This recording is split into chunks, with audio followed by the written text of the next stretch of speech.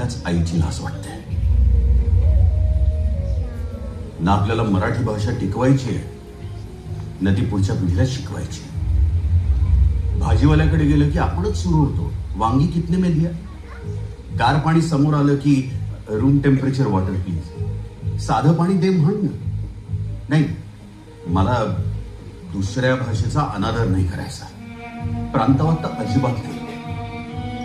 पण महाराष्ट्रात तरी किमान मराठी भाषा बोला की.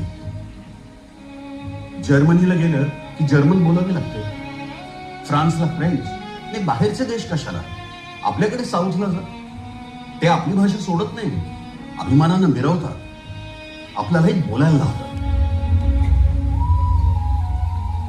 मराठी भाषा जर खऱ्या अर्थानं अभिजात करायची असेल तर सगळ्यात आधी आमच्या मराठी शाळा अधिक सशक्त झाल्या पाहिजे. आमची HSC SSC बोर्ड अधिक सक्षम झाली पाहिजे. नाही, पण आपल्याला बाहेरची बोर्ड डोक्यावर घेऊन नाचायचं. अहो, तिकडच्या बोर्डानं का ठरवायचं आपण महाराष्ट्रात काय शिकायचं ते. भारत एक संघराज्य आहे. प्रत्येक प्रांताला आपली भाषा आणि संस्कृती जपण्याचा अधिकार आहे.